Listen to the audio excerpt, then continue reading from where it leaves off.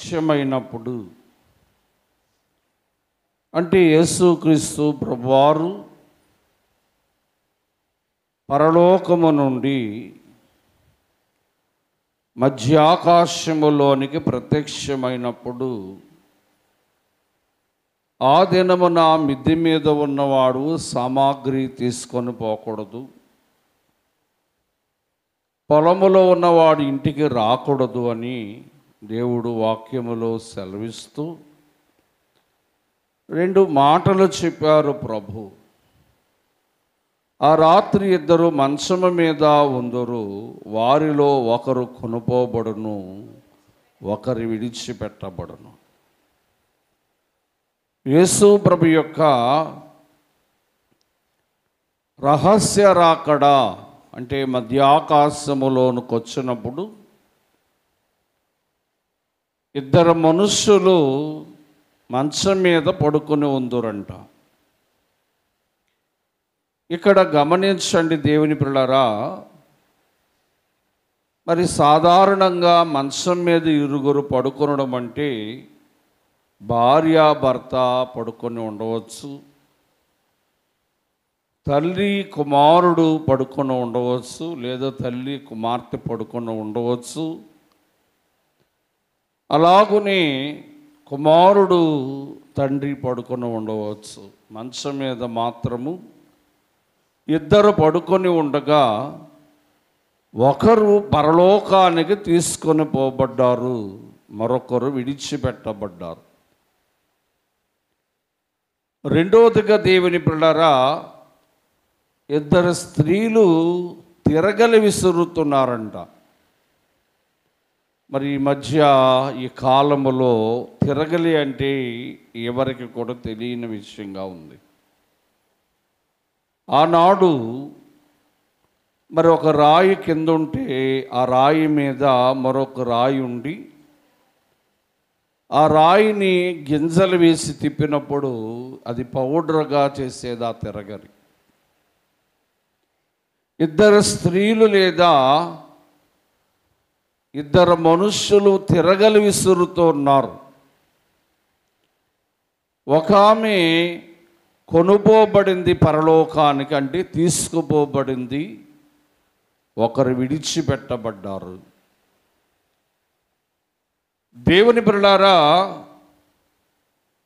మనము కొనుపోయే గుంపులో ఉన్నామా, విడిచిపెట్టబడే గుంపులో ఉన్నామా ఆలోచన చేయాలి. కొనుపోబడుట అంటే 3 భావాలు వస్తాయి. 1 తీసుకొని పోవుట, 2 ఆరోహణమవుట, 3 తీసుకొని పోవుట అని అర్థం వస్తుంది. పిల్లరా, దేవుని వాక్యములో కొందరు దేవుని సన్నిధికి లేదా పరలోకానికి కొనుపోబడ్డారు. వారి కొరకు కొన్ని విషయాలు చూద్దాం. వారు దేవుడు ఎలాగ వారిని పరలోకానికి తీసుకుని వెళ్ళాడో. ఎబ్రీయులకు రాసిన పత్రిక 11వ అధ్యాయం 5వ వచనములో, ఎబ్రీ పత్రిక 11:5లో ఒక మాట ఉంది. అమ్మా వినండి. విశ్వాసమును బట్టి ఆనోకు మరణము చూడకుండా కొనుపోబడెను. అతను కొనిపోయిన తరువాత దేవునికి ఇష్టడు గనుక సాక్ష్యము పొందెను. గాగా అతడు దేవుడు అతన్ని కొనిపోయేను గనుక అతడు కనబడకుండా పోయెను. ఈయన ఆనోకు గారు. ఎవరమ్మా అందరూ చెప్పండి, ఏం పేరు? ఆనోకు గారు. ఆనోకు అనే పేరుకు అర్థం ఏంటంటే ప్రతిష్ఠుడు లేదా ఉపదేశకుడు అని అర్థం. ఈ ఆనోకు గారు దేవుని యందు విశ్వాసం ఉంచిన వాడు. రెండోదిగా దేవునికి చాలా ఇష్టమైన వాడు. ఈ ఆనోకును దేవుడు పరలోకానికి తీసుకొని పోయాడు. వాక్యం చూస్తే ఆదికాండం 5వ అధ్యాయము 24వ వచనాన్ని మనం చూద్దాం. ఆనోకు దేవునితో నడుస్తూ ఉన్నాడంట. స్నేహితులారా, దేవుడు ఆనోకును పరలోకానికి తీసుకొని వెళ్ళడానికి ఆనోకులో ఉన్న 3 మంచి కార్యాలు. ఒకటి, అతడు దేవునితో నడిచేవాడు. అంటే దేవుని మార్గములో నడిచేవాడు. ఎలా నడిచేవాడు అంటే, కీర్తన గ్రంథం 139 దావీదు కీర్తన 139వ దావీదు కీర్తన 10వ వచనాన్ని మనం చూద్దాం. దేవుని చెయ్యి ఆనోకును నడిపించెను. దేవుడట ఆనోకు చెయ్యి పట్టుకొని నడిపించేవాడు. ఈ ఆనోకు దేవుని మార్గమును నడిచాడు. లోకములో ఎన్ని కష్టాలు ఎదురైనా, లోకములో ఎన్ని ఆపదలు ఎదురైనా, లోకములో ఎన్ని ఇబ్బందులు ఎదురైనా, లోకములో ఎంత శోధన ఎదురైనా ఆనోకు దేవుని మార్గాన్ని విడిచిపెట్టలేదు. ఆనోకు దేవుని చేతిని విడిచిపెట్టలేదు. గనుక ఆనోకును దేవుడు పరలోకానికి తీసుకుని వెళ్ళాడు. రెండవదిగా ఆనోకులో ఉన్న లక్షణం ఏంటంటే, విశ్వాసము గలవాడు, విశ్వాసముంచినవాడు. గనుక అతడు దేవుని యందు విశ్వాసము గలవాడు. గనుక దేవుడు ఆనోకును చాలా ఇష్టపడ్డాడంట.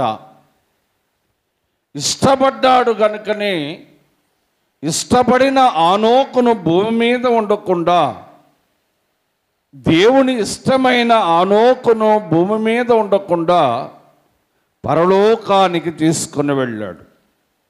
దేవుని బిడ్డలారా, ఆనోకు తల్లి గర్భములో పుట్టాడు కానీ మరణము చూడకుండా, గమనించాలి, ఆనోకు మరణము చూడకుండా పరలోకానికి కొనుపోబడ్డాడు.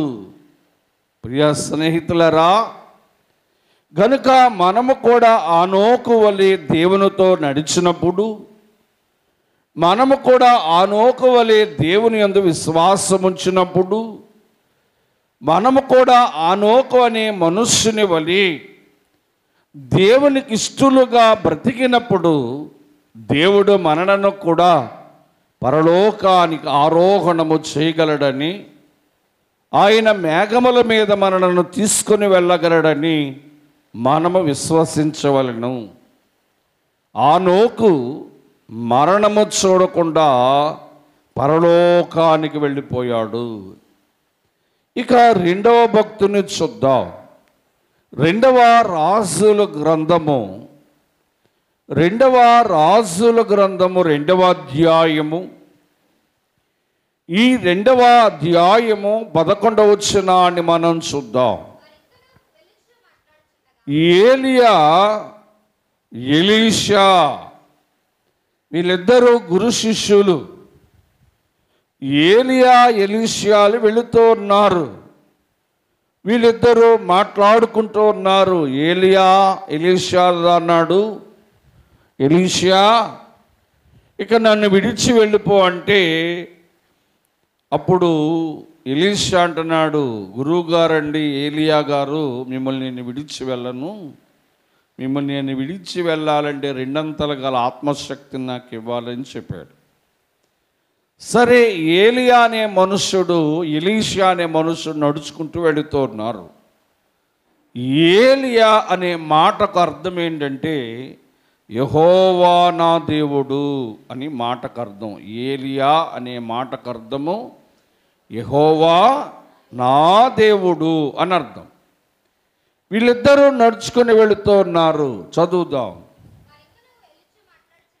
ఏలియా, ఎలీషాలు ఇంకా వెళుతూ మాట్లాడుచుండగా ఇదిగో పరలోకము నుండి అమ్మా అగ్ని రథములను అగ్ని గుర్రాలు కనబడి వీళ్ళిద్దరిని వేరు చేసెను. అప్పుడు ఏలియాకు సుడిగాలి చేత ఆరోహణమై వెళ్ళిపోయాడు. గమనించండి ఈ మాట. ఏలియా కూడా అగ్ని రథముల మీద అగ్ని గుర్రాలు వచ్చాయి. ఇవి ఎక్కడి నుంచి వచ్చాయంటే పరలోకము నుండి వచ్చాయి. పరలోకము నుంచి వచ్చినప్పుడు ఈ ఏలియా ఎలీషా ఇద్దరు నడిచి వెళుతున్నారంట. వీళ్ళు వెళుతున్నప్పుడు అగ్ని రథములు అగ్ని గుర్రములు వచ్చి ఇద్దరు కలిసి నడుస్తుంటే వారిని వేరుపరిచాయంట. వేరుపరచగానే ఏలియా ఈ అగ్ని రథము అగ్ని గుర్రం ఎక్కాడు. ఎక్కగానే అగ్ని గుర్రములు అగ్ని రథములు ఎక్కడికి తీసుకెళ్ళిపోయాయంట? పరలోకానికి తీసుకుపోయాయి. స్నేహితులారా, ఏలియా కూడా తల్లి గర్భములో పుట్టాడు కానీ మరణము చూడకుండా వెళ్ళిపోయాడు. పరలోకానికి మరణము చూడకుండా వెళ్ళిపోయాడు. గమనించాలి ఈ మాటను మనం. దేవుని ప్రియ స్నేహితులారా, ఏలియా కొరకు ఒక మాట చూద్దాం. 19వ అధ్యాయం మొదటి రాజుల గ్రంథం 19వ అధ్యాయము 9-10 వచనాలు మనం చూద్దాం. 19, 9, 10.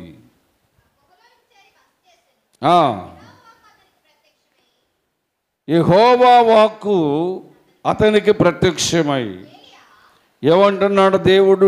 ఏలియా, ఇక్కడ నీవు ఏమి చేస్తున్నావని అడగగా అతడు, ఇశ్రాయేలు ప్రజలు నీ నిబంధన త్రోసివేసి నీ బలిపీఠాలు పడగొట్టి నీ ప్రవక్తలను ఖడ్గము చేత హతము చేసి సైన్యమునకు అధిపతియగు యెహోవా దేవుని కొరకు ఎలా బ్రతికాడ దేవుని కొరకితను? రోషం. ఏలియా గారికి ఏముందమ్మా? ఎవరి కొరకు ఈ రోషం? మాట్లాడండి అమ్మా. ఎవరి కొరకంట? దేవుని కొరకు రోషంగా బ్రతికాడు. ఆనాటి కాలములో ఉన్న రాజు ఆహాబు అనే రాజు తన భార్య అయిన తనతో ఏకమయ్యి దేవుని ప్రవక్తలైన వారిని ఖడ్గముతో చంపుతూ ఉన్నారు. ఇలాగున జరుగుతున్న సమయంలో ఏలియా చాలా రోషము గలవాడు. దేవుని కొరకు రోషముగా బ్రతికినవాడు. తాను ఎంత రోషముగా బ్రతికాడంటే ఆ రాజుగారి దగ్గరికి వెళ్ళన్నాడు, రాజా, నువ్వు చేసిన అపరాధమునకు పాపమునకును దేవుడు 3.5 సంవత్సరాల వర్షాన్ని ఆపివేస్తున్నాడని ధైర్యముగా రాజుకు చెప్పిన రోషము గల ప్రవక్తితను. దేవుని కొరకు రోషముగా జీవించిన వాడు. రెండవదిగా యాకోబు రాసిన పత్రిక 5వ అధ్యాయము 17-18 వచనాలు మనం చూస్తే ఏలియా కొరకు మరొక మాట చూస్తాం. 5:17. ఏలియా మన వంటి స్వభావము గలవాడే, వర్షము కురవకుండానట్లు ఏం చేసేవాడంటండి? ఆసక్తితో ప్రార్థన చేసేవాడు.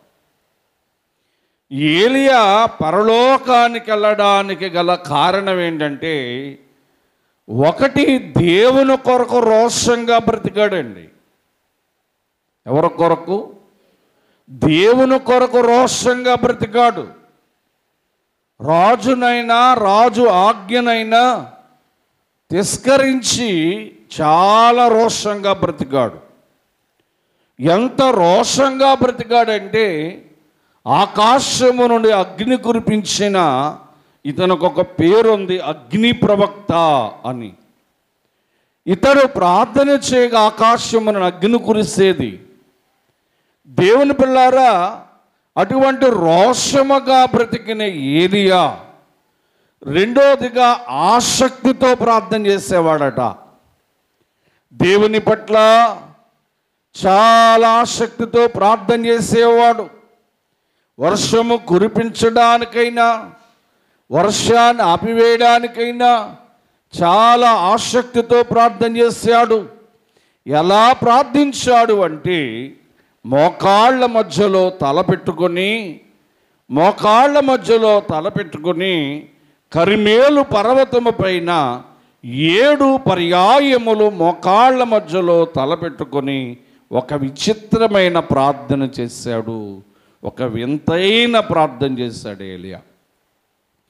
సహోదరులారా, ఏలియా పరలోకానికి వెళ్ళడానికి గల కారణం ఏంటంటే ఈ అగ్నిరథములు, అగ్నిగుర్రముల చేత పరలోకానికి ఏలియా వెళ్ళడానికి కారణము 1, దేవుని కొరకు రోషంగా బ్రతికాడు.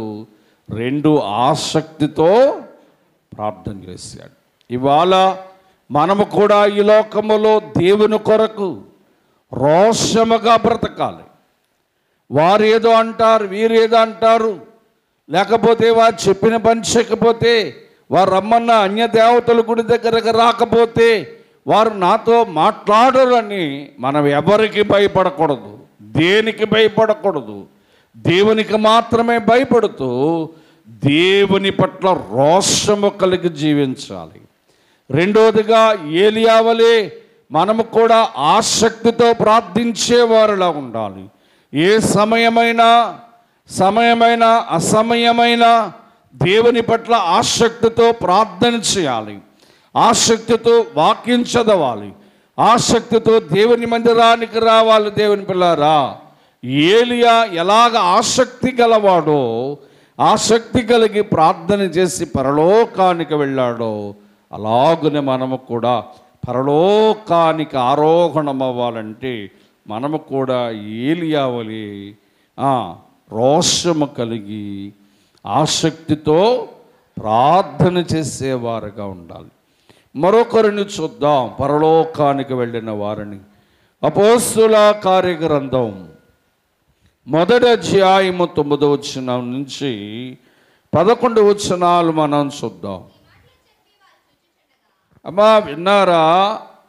యేసుక్రీస్తు ప్రభువారి కొరకు ఈ మాట,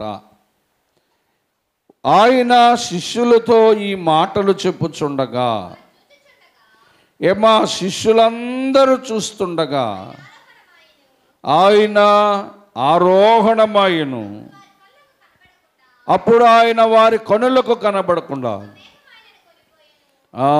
మేఘాల మీద కొనుక్కోబడ్డాడు యేసు ప్రభువారు. వినండి, ఇవాళ మన అంశం ఏంటంటే కొనుపోబడుట.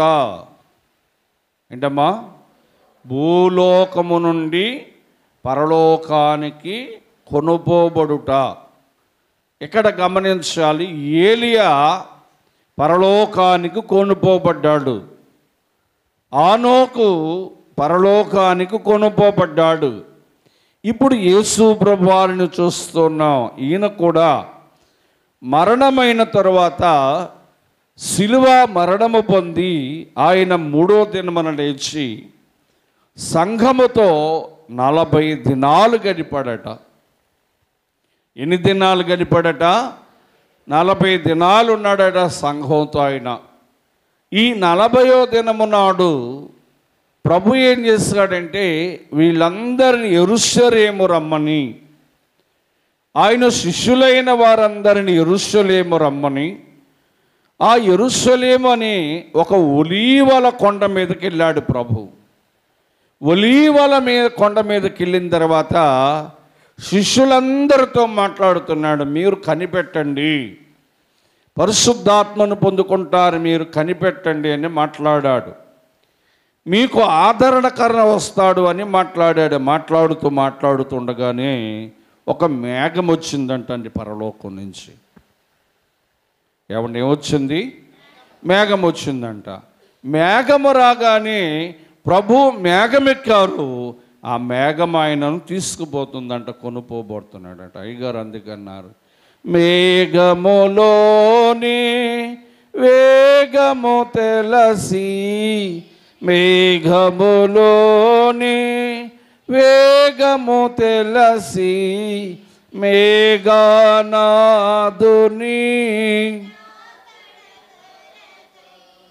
మేఘనాదుని సిద్ధము చేయో సంఘమిదే, సిద్ధము చేయో. బైబిలు మిషనో నాయకుడు కలువరి నాదుని ఫాదరు దేవా. దేవుని స్తోత్రం, దేవుని స్తోత్రం. పిల్లరా, మేఘం వచ్చిందంట. ఆ మేఘం మీద ప్రభు ఎక్కారట. మేఘం మీద పరలోకానికి వెళ్ళిపోతున్నారట. కొనుపోబడుతున్నాడు. మేఘం మీద వెళ్ళిపోతున్నాడు. ఆనోకేమో దేవునితో నడుచుకుంటూ బాగా వినాలి. ఆనోకు ఎలాగెళ్ళాడట? దేవునితో నడుస్తూ మాట్లాడుతూ వెళ్ళిపోయాడు పరలోకం. నడుచుకుంటూ వెళ్ళిపోయాడు. ఈ ఏలియా ఎలాగెళ్ళాడట పరలోకానికి? అమ్మా, అగ్ని రథముల మీద, అగ్ని గుర్రాల మీద వెళ్ళిపోయాడట ఏలియా పరలోకానికి. యేసు ప్రభువారు ఎలాగెళ్తున్నాడంటే పరలోకానికి మేఘం మీద వెళ్తున్నాడంట. ఏమ్మా, ఎలాగెళ్తున్నాడు? మేఘం మీద వెళ్తున్నాడు. మేఘం మీద వెళుతున్నాడు. యేసు ప్రభువారు పరలోకానికి వెళ్ళడానికి భూలోకములు ఆయన ఏం చేశాడంటే, చూడండి, మత్తయి సువార్త 14వ అధ్యాయము 23వ వచనాన్ని మనం చూద్దాం. యేసు ప్రభువారు జన సమూహమును పంపివేసి ప్రార్థన చేయుటకు ఏకాంతముగా, యేసు ప్రభువారు కూడా ఏం చేసేవాడు? ఏమా, ప్రార్థన. ఏ ప్రార్థన? ఏకాంత స్థలము కోరుము, దేవుని ప్రార్థింప ఏకాంత స్థలము చేరుము. పులరా, దైవజనుడు దేవదాసయ్య గారు మన శాంటోరియంలో ఉన్నప్పుడు, దేవదాసయ్య గారు ఉన్నప్పుడు అయ్యగారు రాత్రి 2 గంటలకు లేచేవారట. రాత్రి 2 గంటలకు లేచి మన ఈ మందిరం ఉన్న ఈ సూదుకొండ పైకొచ్చి, ఈ సూదుకొండ మీద మోకరించి ఏకాంతంగా ప్రార్థన చేసేవారట అయ్యగారు. ఈ ఏకాంత ప్రార్థన చేస్తున్నప్పుడట ప్రభు వచ్చేవారట, భక్తులు వచ్చేవారట, ప్రవక్తలు వచ్చేవారట, దేవదూతలు వచ్చేవారట. ఏకాంత ప్రార్థన చేసేవారు అయ్యగారు. దేవుని పిల్లారా, ఏకాంత ప్రార్థన యేసుక్రీస్తు ప్రభువారి జీవితంలో కూడా ఉంది. ఆయన ఏకాంతముగా ప్రార్థించడం వలన, ఆయన రాత్రంతా ప్రార్థించడం వలన, ఆయన వేకువజామున ప్రార్థించడం వలన, ఆయన సాయంకాల సమయమున ప్రార్థించటం వలన, ఆయన ప్రార్థనా శక్తి చేత పరలోకానికి ఆరోహణమైపోయాడు, పరలోకానికి కొనుపోబడ్డాడు. ఇక్కడ ఒక మాట గ్రహించాలి మీరు. దేవదాసయ్య గారు చెప్పిన మాట ఏంటంటే, మా ఆదాము, ఏలియా, యేసు ప్రభువారి కొరకు ఒక మాట చెప్పారు అయ్యగారు. ఏంటంటే, ఆదాము గారు కట పుట్టుక లేదు, ఆదాం గారు పుట్టలేదు. ఆదాము గారిని దేవుడు మట్టిలో నుంచి చేశాడు. తల్లి గర్భములోంచి ఆదాము గారు పుట్టలేదు, కానీ అతడు చనిపోయాడు. ఆదాము గారు పుట్టుకలేదు, కానీ మరణం ఉంది. అలాగే ఏలియా గారు తల్లి గర్భములో పుట్టాడు, కానీ మరణము లేదు అతనికి. విన్నారా? ఆదాము గారికి పుట్టుక లేదు, కానీ మరణం ఉంది అన్నారు అయ్య గారు. మరి ఏలియా గారు తల్లి గర్భములో పుట్టాడు, కానీ మరణము లేకుండా పరలోకానికి వెళ్ళిపోయాడు. అలాగే యేసుక్రీస్తు ప్రభువారట తల్లి గర్భములో పుట్టాడు, మరణించాడు, మరణించి మరలా తిరిగి లేచాడు. యేసు ప్రభువారికి ఉన్న ప్రత్యేకతలు 3. ఆయన తల్లి గర్భములో పుట్టాడు, మరణించాడు, మరణించి సజీవునిగా లేచి పరలోకానికి ఆరోహణమయ్యాడు. గనుక మనం గ్రహించాలి, ఆనోకు వలె దేవునితో నడిస్తే పరలోకానికి వెళతాం. ఏలియా వలె ఆసక్తితో ప్రార్థన చేసి రోషము కలిగి బ్రతికితే పరలోకానికి వెళతాం. యేసు ప్రభువారిలాగా ఏకాంతముగా ప్రార్థన చేస్తూ, వేకువజామున ప్రార్థన చేస్తూ, ప్రార్థనకి ప్రాముఖ్యత మనం ఇస్తే యేసు ప్రభువారి మనము కూడా మేఘాల మీద పరలోకానికి వెళతామని మీరు గ్రహించవలసిన వారై ఉన్నారు. మరొక మాట చెప్పిన వాక్య సందేశాన్ని ముగించువాడనే ఉన్నాను. మొదటి దశలోనికి రాసిన పత్రిక 4వ అధ్యాయము 16-17 వచనాలు మనం చూద్దాం. బాగా వినాలి ఈ మాట. ఆర్భాటముతోనూ ప్రధాన దూత శబ్దముతోనూ దేవుని బోరతోనూ పరలోకము నుండి ప్రభువు దిగవచ్చును. ఆ క్రీస్తునందున్న మృతులైన వారు మొదట లేతురు. ఆ మీదట సజీవులమైన మనము వారితో కూడా ఏకముగా ప్రభువుని ఎదుర్కొనుటకు ఆ మేఘాల మీద కొనుపోబడతాం. దేవుని బిడ్డలారా, ఇది సంఘము కొరకు ప్రభు రాశారు. ఆయన ఆర్భాటముతో ప్రధాన దూత శబ్దంతో వస్తున్నాడు.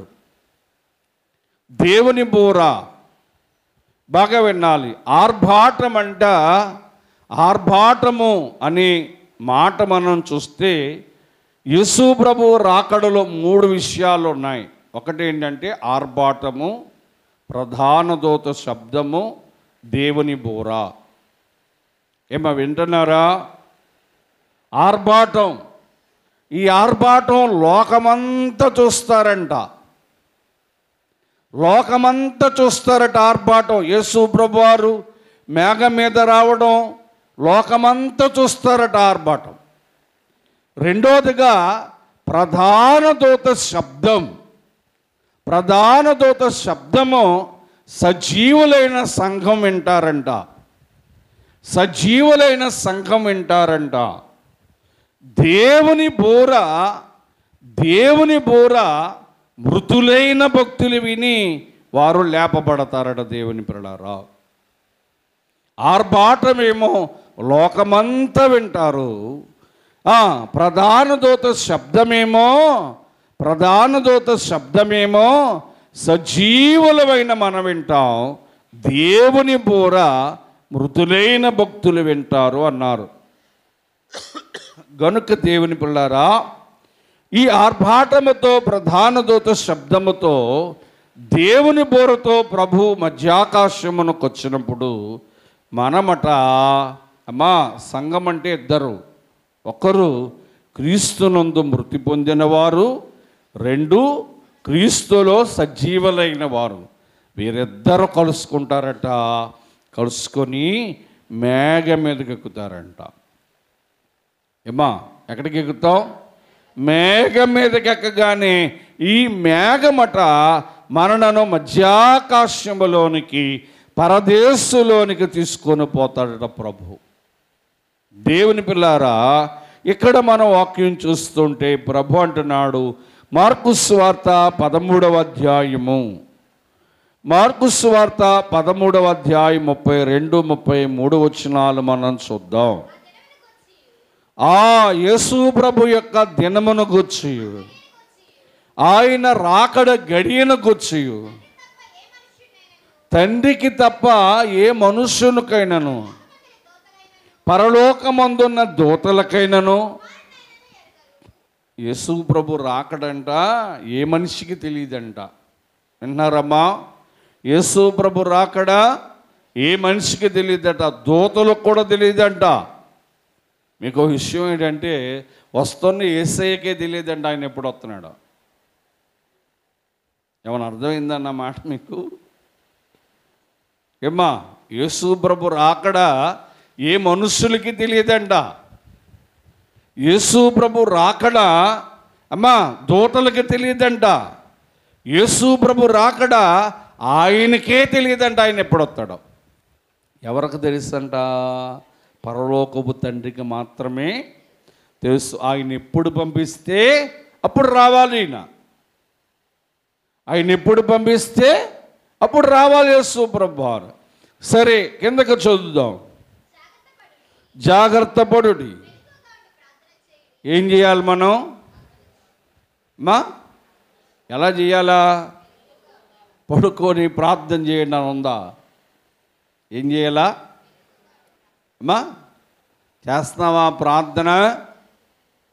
శుక్రవారం వస్తే ఆదివారం రావు, ఆదివారం వస్తే శుక్రవారం రావు. ఇంకేం ప్రార్థన చేస్తున్నావు? ఏం మాట్లాడరేంటి మీరు? ఏమ్మా చెప్పండి, ఏం చేయాలట? మేఘం ఎక్కాలంటే ప్రార్థన చేయాలంట. స్నేహితులారా, ఒక 5 నిమిషాలు ప్రార్థన చేస్తే సరిపోద్దా? ఓ పావు గంట ప్రార్థన చేస్తే సరిపోద్దా? పిల్లారా, ఓ రోజు ప్రార్థన చేసి ఓ రోజు ప్రార్థన మానేస్తే సరిపోద్దా?